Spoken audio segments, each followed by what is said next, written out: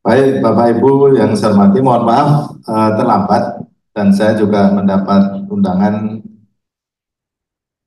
Oh ya, beberapa hari yang lalu, jadi saya mencoba mengambil slide yang paling penting, meskipun ada beberapa salah ketik sedikit.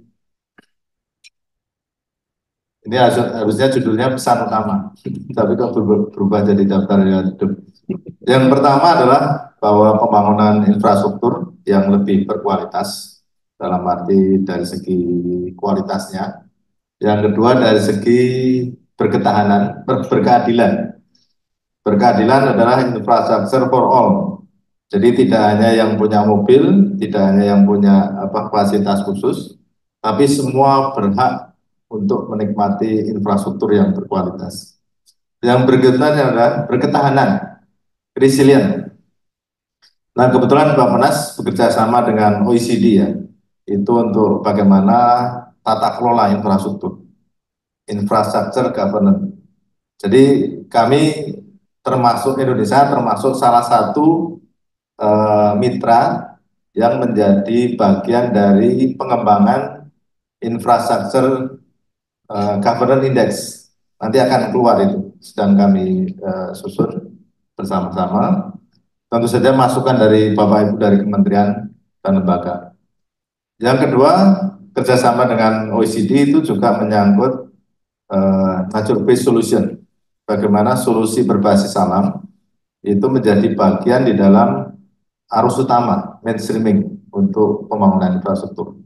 Yang ketiga adalah responsible business conduct.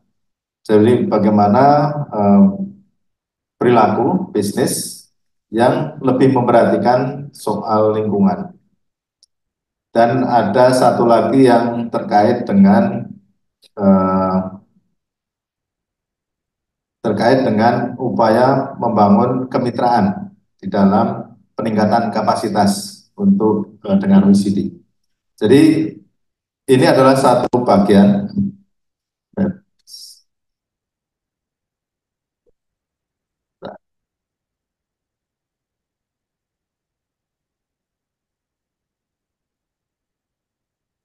Nah, yang pertama yang harus kita pengaruhi ya di dalam perumusan kebijakan. Jadi bagaimana mainstreaming green building ini di dalam penyusunan dokumen perencanaan. Itu adalah langkah awal. Nah, sekarang ini Bappenas sedang menyusun RPJMN dari visi misi presiden diterjemahkan ke dalam rancangan RPJM. Pilkada ini akan segera berlangsung. Pemda juga harus menyusun RPJMD dan Renstra. Dinas. Nah, tugas kita adalah mainstreaming zero emission building ini ke dalam dokumen perencanaan. Jadi harus ada kita siapkan dari hasil diskusi hari ini bagaimana masukkan ke dalam dokumen RPJMD dan Renstra, Renstra KL atau Renstra Dinas. Kemudian yang berikutnya tata kelola, tadi sudah saya sampaikan. Kemudian kapasitas dan kompetensi. Kami pernah diundang di Jepang ya, dengan Bank Dunia dan sebagainya, bagaimana adopsi green building ini di dalam perencanaan, termasuk juga persyaratan di dalam kerjasama. Nah, di sini pentingnya kapasitas dan kompetensi itu tentu saja tidak hanya dari sisi asosiasi perguruan tinggi, tapi juga masyarakat pelaku usaha di daerah yang mungkin awam dengan green building ini. Jadi itu capacity building menjadi sangat penting. Yang berikutnya adalah inovasi di dalam penggunaan bahan baku. Ini banyak sekali sudah inovasi yang dilakukan bahkan di Banyumas ya. Itu bagaimana mengelola sampah menjadi bangunan, bahan baku bangunan. Dan itu banyak sekali inovasi-inovasi yang sudah dilakukan. Lalu bagaimana caranya supaya inovasi ini direplikasi ke daerah lain. Jogja ini masalah sampah terus jadi masalah. Padahal di sini banyak sekali pakarnya. Jadi itu soal inovasi itu mesti harus direplikasi. Berikutnya adalah soal teknologi konstruksi. Jadi Jepang, mohon maaf kalau saya mengambil contoh Jepang, karena saya sekolah di Jepang 2 tahun plus 3 tahun. Teknologi konstruksi itu selalu berkembang. Jadi ada jurusan frontier kalau di Jepang. Itu yang ilmu yang bagaimana memanfaatkan nanoteknologi untuk pengembangan teknologi konstruksi. Kemudian soal SDM dan sebagainya. Nah, saya ingin menekankan yang tiga terakhir, solusi berbasis alam, ini menjadi sangat penting. Kebetulan saya terlibat di dalam penyusunan rencana induk IKN dan juga koordinasi dengan ATR soal tata ruangnya. Kalau PU urban desainnya, urban design dari kawasan inti pusat pemerintahan. Yang berikutnya adalah penerapan ekonomi sirkuler. Itu green building tidak bisa dilepaskan dari pendekatan ekonomi sirkuler.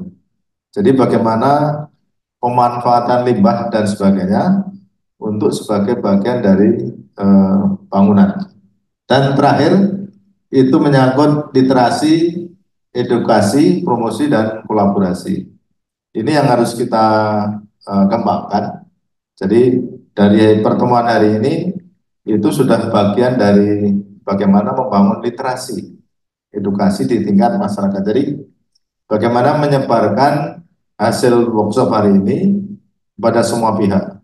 Itu adalah bagian dari promosi dan kolaborasi. Slide berikutnya, sebentar, pakai ini aja ya. Itu lasernya saja, Pak. Eh? Oh ya, lasernya saja itu, Pak. Ya? Oh, Lasernya saja. lasernya aja. Terus slide berikutnya. Terus, nah, cara berpikir Pak Penas itu pendekatan foresight ya. Jadi melihat menyiapkan dan merencanakan. Jadi masa depan itu tidak bisa kita terima saja, tapi harus kita terima. Oleh sebab itu ada tahapan. Jadi berdasarkan fakta-fakta, kemudian berdasarkan tren yang akan terjadi, kemudian berdasarkan driver of change. Jadi pembangunan infrastruktur yang berketahanan dan berkelanjutan itu adalah salah satu driver of change untuk masa depan. Berikutnya adalah roadmap dan rencana aksi dalam bentuk berbagai investasi. Slide berikutnya, ini saya lewati saja. Terus, jadi Bappenas menyiapkan slide sebelumnya. Transformasi sosial, transformasi ekonomi, transformasi budaya, transformasi sosiologi sebagai bagian dari Indonesia Emas 2045. Kadang-kadang dilesetkan dengan kondisi sekarang ini Indonesia cemas. Tapi kita harus berpikir positif bahwa fluktuasi itu bersifat jangka pendek. Tapi ide, gagasan, cita-cita itu adalah masa depan, itu harus kita kawal dengan sebaik-baiknya. Slide berikutnya. Nah, best practices ini ada 5 negara ya yang lepas dari middle income trap menjadi negara berpendapatan tinggi. Nah, yang kita pelajari dari 5 negara ini soal bagaimana pembangunan infrastruktur dilakukan secara masif, tapi memperhatikan soal sustainability dan resiliensi. Jadi ini yang sebetulnya jalur yang bisa kita ikuti sebagai bagian dari best practices. Slide berikutnya. Slide berikutnya. Ini contoh bagaimana Jepang sebagai benchmarking ya. Sekali lagi mohon maaf kalau Jepang oriented karena saya sekolahnya di Jepang. Bagaimana mereka menata perumahan dan permukiman itu bukan hanya buildingnya yang green, tapi kawasannya. Jadi pendekatan kita tidak hanya soal green buildingnya, tapi kawasannya. Nah itu yang kita terapkan di IKN tadi sudah disampaikan ya. Jadi di dalam setting IKN itu memang kawasan yang hijau, bangunannya hijau, dan juga dari segi tata kelolanya. Slide berikutnya. Ini contoh bagaimana dimulai dari mengolah sampah. Jadi di Jepang itu hari membuang sampah beda-beda. hari Senin itu sampah makanan, hari Selasa sampah plastik, sampah kaca, hari Rabu dan sebagainya. Kalau dulu hari Jumat itu ada komputer, ada laptop, ada apa, televisi dan sebagainya, itu dibuang, ditaruh di depan rumah. Biasanya mahasiswa Indonesia waktu itu hari Jumat adalah hari hunting. Tapi tahun 9 tahun 2001 waktu saya kembali ke S3 itu kita membuang televisi bayar 2.000 yen, membuang lemari es 3.000, membuang motor 5.000 yen, membuang mobil 10.000 yen, 300.000.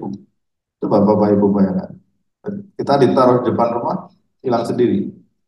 Jadi bahwa bagian dari penerapan tidak hanya green building tapi kawasan hijau eh, itu dimulai dari eh, rumah tangga dan pengolahan limbah ini menjadi bagian dari bangunan. Kalau Bapak Ibu ke Odaiba ya, itu adalah dibangun dengan memanfaatkan sisa limbah sampah. Kalau Odaiba itu adalah reklamasi dan ada jalur jalan di bawah air laut. Nanti Bapak Ibu bisa googling ya. Itu slide berikutnya. Nah ini standar Jepang itu, jadi mungkin tantangan bagi kita ya, bukan hanya green buildingnya, tapi bagaimana daerah. Kalau di sini kota Fukuoka ya, itu menerapkan pendekatan yang lebih berkelanjutan dan praktik bangunan ramah lingkungan.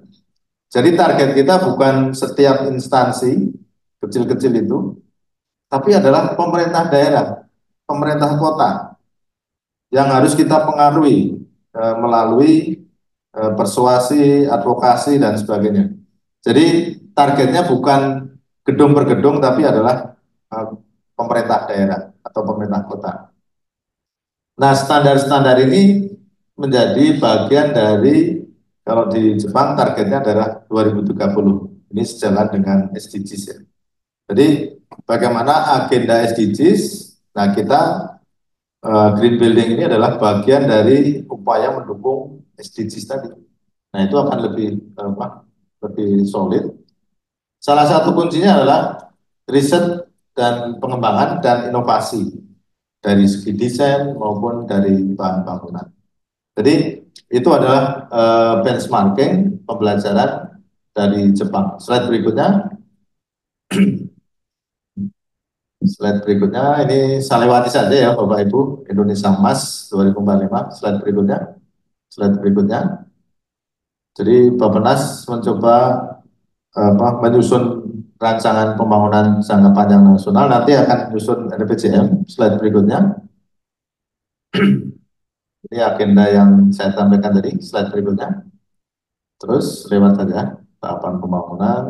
Nah, di dalam pembangunan infrastruktur itu ada beberapa yang menyangkut dukungan terhadap transformasi sosial. Slide berikutnya. Transformasi sosioekologi, jadi soal ketahanan bencana, pengelolaan sampah dan limbah dan sebagainya, itu adalah bagian dari kebijakan kita. Slide berikutnya. Nah, soal standar baru. Nah, ini yang eh, ada beberapa yang terkait dengan Paris Agreement, SDGs dan sebagainya. Jadi yang kita sosialisasikan, kita eh, diseminasi adalah standar dan pendekatan.